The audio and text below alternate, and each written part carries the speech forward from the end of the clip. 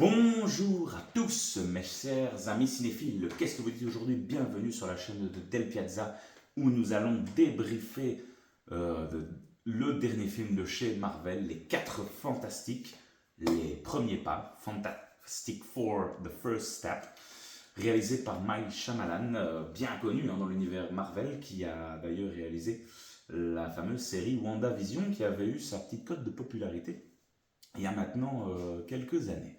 Donc, on retrouve ce tout nouveau projet de la phase 6, toute nouvelle phase qui va bien sûr présenter des nouvelles équipes et notamment la première qui n'est autre que les 4 Fantastiques. Ça fait très longtemps que ce projet-là a été annoncé chez Disney, depuis que la Fox a été reprise par Disney et ils ont enfin la possibilité de pouvoir développer les 4 Fantastiques et c'est maintenant chose faite. On va avoir des 4 Fantastiques dans le MCU pendant un petit temps à mon avis. Alors on va donner un petit avis sans trop spoiler et puis on rentrera dans la partie vraiment spoil. Alors ce film là, qu'est-ce que j'en ai pensé? Des 4 Fantastiques, des projets, on en a déjà eu quelques-uns maintenant depuis plusieurs années, avec certains moins réussis, d'autres un peu mieux. Bon voilà, propre un peu à chacun d'aimer les anciennes versions qui ont été faites. Je trouve qu'il y avait du bon dans certains, du moins bon, visuellement catastrophique. Donc voilà, c'était assez varié. Et donc ce projet-ci, je l'attendais quand même particulièrement. Maintenant, j'avais un peu peur de tomber dans une redite de ce qui avait déjà été fait. Et à ce niveau-là, je trouve qu'on n'a pas été déçus. On est parti sur un tout nouveau concept. Déjà, on n'est pas du tout sur la terre du MCU, ce qui donne une liberté totale esthétique sur ce projet-là. On est dans un monde années 60, un peu futuriste, un délire complètement assumé, mais qui rend vraiment super bien et qui est finalement est en très bonne relation avec les 4 Fantastiques et leur technologie. C'est assez chouette, quoi, vraiment, de voir tous ces gadgets, la grande tour des 4 Fantastiques au milieu de New York, la voiture, dans ce New York un peu voilà, des années 60, mais futuriste. Enfin, visuellement, ça envoyait quand même pas mal de pâté. Alors, d'un point de vue de l'équipe en elle-même, qu'est-ce qu'on a dit? C'est forcément un tout nouveau casting, très très chouette casting, porté évidemment par Pedro Pascal qui n'en arrête plus et on le voit maintenant littéralement dans énormément de projets. Il est d'ailleurs dans deux films au cinéma ce mois-ci. Vanessa Kirby qui incarne aussi Sue Storm. Et l'acteur qui jouait la chose et la torche humaine, je les connaissais pas, j'ai appris un petit peu à les découvrir ici et je trouve qu'en fait l'alchimie entre ces 4 personnages-là était quand même bien sympa. Il y a des moments assez touchants. L'alchimie entre les 4 personnages fonctionne plutôt bien. Leur pouvoir, leur relation, c'était à ce niveau-là assez touchant. Plusieurs moments où on a quand même, on reviendra dans la partie spoiler, mais quelques petits frissons qui sont plutôt sympas. Niveau méchant, moi je l'ai trouvé plutôt très sympa. C'est la fameuse arrivée de Galactus. Galactus qui dans l'univers des comics Marvel est bien sûr un des plus gros méchants, hyper balèze, qui pourrait rivaliser bien sûr avec Thanos lui-même. Et donc ici, c'est la première fois, on l'avait vu dans une des anciennes versions, je crois que c'est dans les 4 Fantastiques 2, mais bon, cette version-là de Galactus était assez ignoble, je m'en souviens. Mais ici, vraiment, on a vraiment l'impact du méchant. Je l'ai trouvé vraiment bien réalisé. Il y a plusieurs moments avec lui où vraiment c'est assez impactant et on sent vraiment l'impact et la menace de ce méchant là. Et Dieu sait que les méchants chez Marvel c'est pas toujours super top, surtout quand c'est dans des premiers films qui lancent un petit peu une saga. Bon voilà, mais ici clairement on avait de quoi s'en mettre sur la dent. On a aussi le surfeur d'argent très très intéressant, intéressant, beau, des scènes très belles visuellement aussi. Alors, j'ai dit le surfeur d'argent, mais pardon, c'est la surfeuse d'argent, on a pu la voir dans les bandes annonces. Petit lapsus, mais clairement, voilà, ça m'a pas dérangé que ce soit une femme, et apparemment dans les comics, plusieurs fois, ce personnage-là a été introduit aussi, donc finalement, ne crions pas tout de suite au wokisme, c'était quand même assez intéressant, et le personnage est bien amené aussi. Euh, je dirais peut-être ce qui a un petit peu manqué dans ce film-là, c'est le petit bémol, c'est que j'ai trouvé que, forcément, ben, il y avait l'équipe des 4 Fantastiques, les méchants, et puis en fait, un peu autour, ça manquait parfois de vie. Pas dans le sens que ben, il y a énormément de figurants, on voit les rues sont pleines de New York, mais il n'y a quasiment aucun autre personnage qui interagit avec les 4 Fantastiques. Ouais, il y a un journaliste, mais il a 4 phrases dans le film. Donc c'est vraiment très très concentré sur l'équipe et sur le surfeur d'argent et Galactus. Mais sinon, dans l'ensemble, j'ai trouvé le scénario chouette. Clairement, il y a eu un bon suivi de l'histoire. Et j'ai beaucoup aimé le début, le milieu et la fin. On est plus dans du combat Marvel. Euh, un petit peu traditionnel. Mais pour un peu en conclure dans cette partie sans spoiler, oui, la musique aussi. Moi, j'ai beaucoup aimé le thème. Le thème principal des 4 Fantastiques qui revient assez régulièrement et qui est assez impactant, c'est Monsieur Guadagnino qui s'est occupé de la musique qu'on commence aussi à connaître un petit peu du côté de chez Marvel. Donc pour en conclure avec la partie sans spoiler, clairement, pour moi c'est mon adaptation préférée des 4 Fantastiques. Le taf est top. Visuellement c'était chouette, les méchants sont sympas, la musique était vraiment bien. Un superbe moment, peut-être un petit peu trop court parce que le film fait quoi, 1h50 avec le générique. Franchement, moi j'aurais été pas contre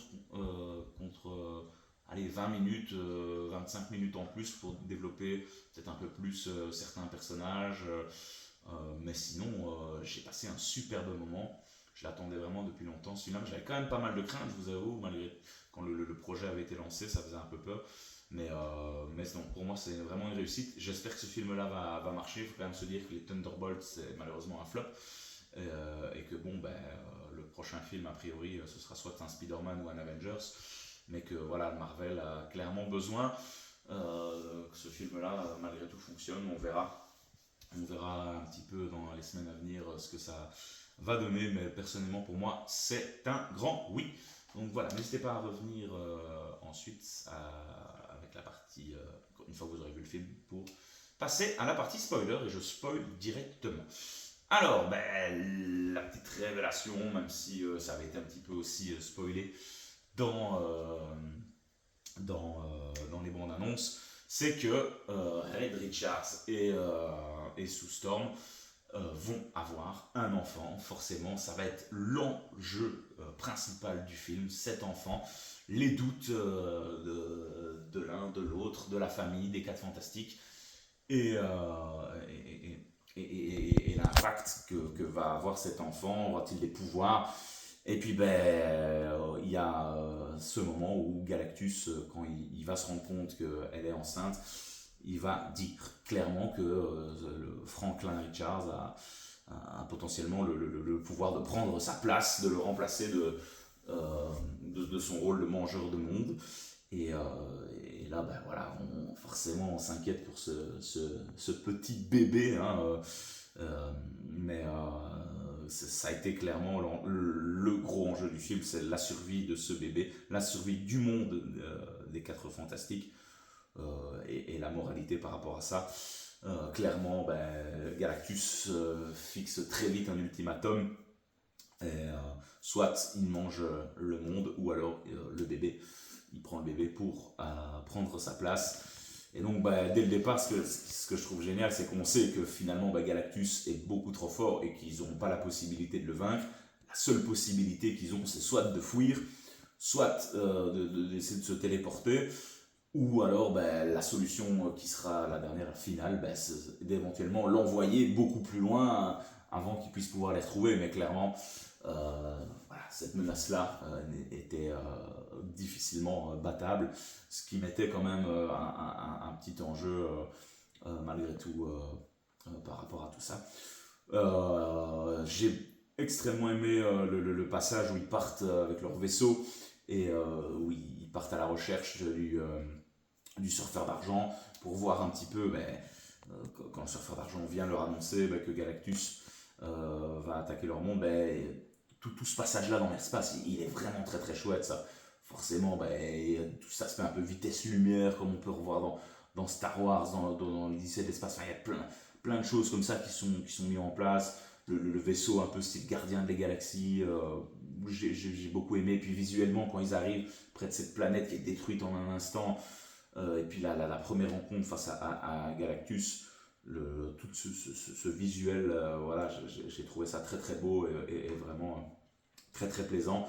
La première baston qu'ils ont avec le surfeur, la fuite vraiment, elle était chouette parce que encore une fois, le surfeur d'argent était à deux doigts vraiment de récupérer le bébé. Elle va accoucher dans l'espace. Il y a vraiment un enjeu où il y a Reed Richards qui essaye de donner des informations à la chose. C'était quand même assez passionnant. Pour finir, pour s'en sortir finalement au dernier moment. Puis forcément la dualité qu'il y aura quand ils décident d'annoncer que Galactus va venir bouffer leur monde et qu'ils ont refusé de donner le bébé. Directement on peut voir les 2-3 journalistes qui sont là, clairement qui ont sans aucun scrupule évidemment, leur disent d'aller donner le bébé. On peut voir à quel point l'humanité forcément est prête à tout sacrifier en cas de... Encore une belle preuve d'humanité. Ce film-là, c'est toujours assez cocasse. Et puis bon, il y a cette partie-là qui va être basée tout autour du plan pour pouvoir capturer, pour envoyer Galactus ailleurs. Et donc c'était assez sympa de finalement voir qu'à un moment, le discours de la femme invisible devant tous ces gens, où clairement elle leur fait comprendre qu'elle n'a pas envie de sacrifier son bébé, mais de pas sacrifier le monde non plus, et qu'ils défendront quoi qu'il en coûte leur monde, et après finalement la planète se ralliera à leur cause et les écoutera. Donc ça c'était quand même assez chouette. Donc clairement dans cette équipe là j'ai vraiment envie de mettre Sue Storm en avant. Elle est vraiment super chouette. Vanessa Kirby fait un très très beau boulot. Elle est vraiment touchante. Et alors quand on sent que soit le surfeur ou Galactus sont à deux doigts d'attraper son bébé et qu'elle déchaîne ses pouvoirs, on sent vraiment la force de la mère, et voilà, ses pouvoirs se sont décuplés, et wow, c'est vraiment superbe. La bataille finale, c'est quasiment elle qui contrôle Galactus à être tout seul, et c'était wow, super impressionnant, vraiment où elle déchaîne toute sa puissance. La torche humaine aussi, je l'ai trouvé vraiment très bien réussi, assez balèze aussi.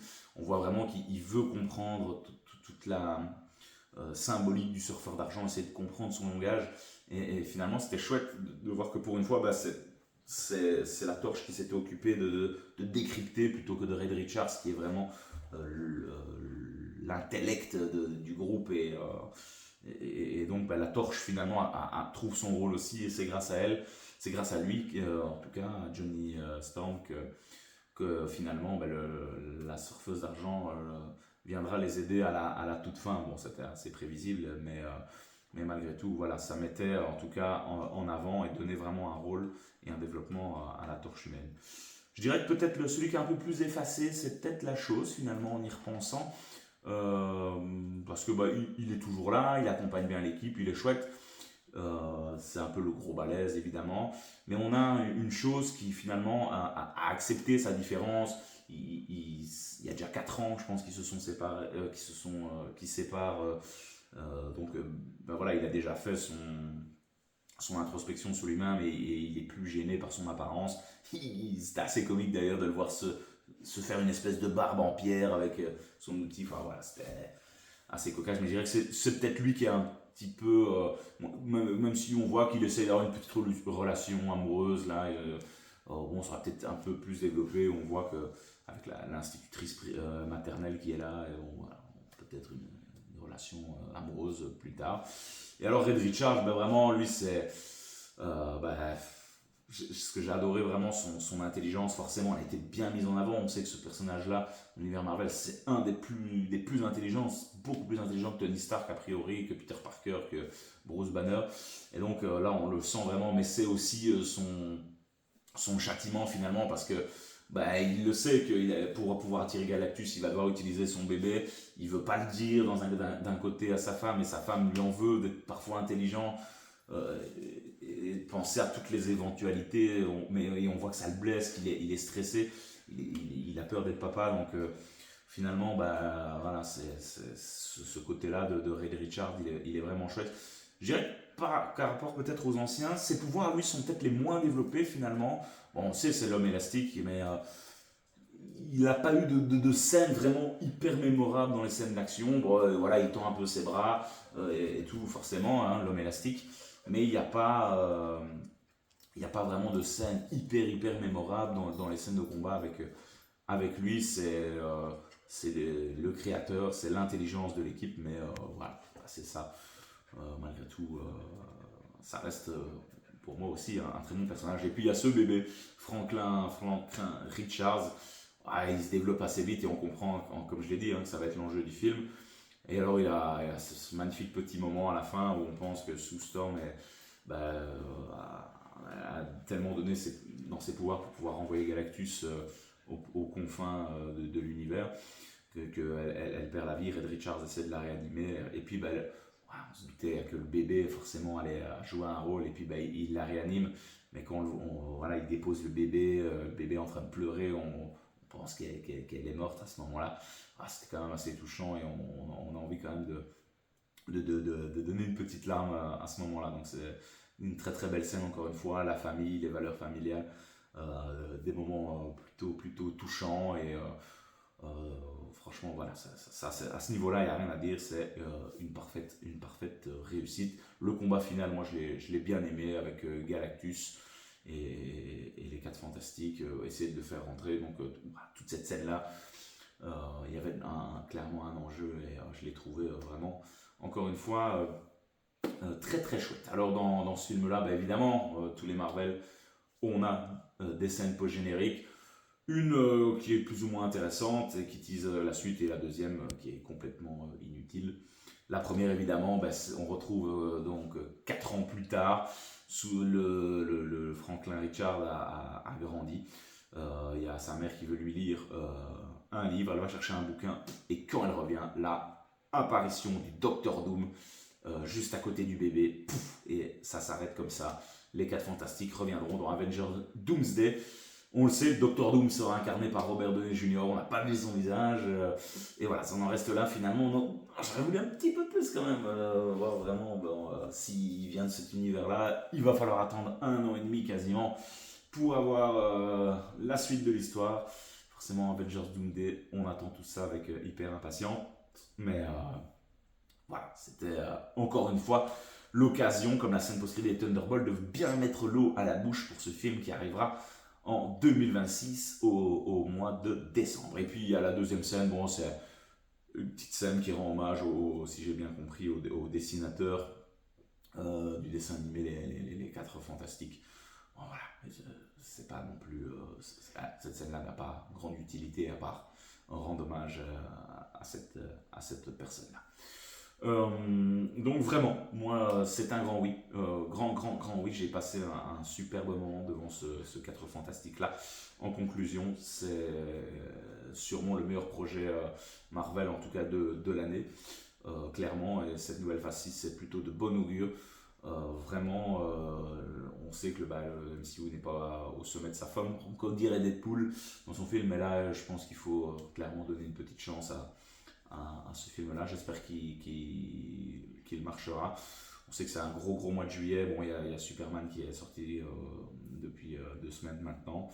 Donc il y a clairement de la concurrence, mais il y a un peu de place au mois d'août. Donc à mon avis, il y a quand même moyen qu'il aille faire quelques recettes si le bouche à oreille est bon. En tout cas, Clairement, moi je l'espère. Donc voilà, j'ai fait un peu le tour de tout ce que je voulais dire. N'hésitez pas à me dire vous en commentaire ce que vous avez pensé de ce film-là, les points positifs et négatifs. Je serais curieux d'avoir votre avis et puis on en débat en commentaire. Voilà mes chers amis, on se retrouve très très vite sur la chaîne. Restez connectés, n'hésitez pas à liker, un petit abonnement, ça fait vraiment plaisir si vous aimez le travail que je fais. On se retrouve parce que il y a encore énormément de choses, de films et de séries qui vont arriver. Encore beaucoup de longs débats dans les prochaines semaines. Restez connectés sur la chaîne de Del Piazza les amis et à très vite. Ciao ciao.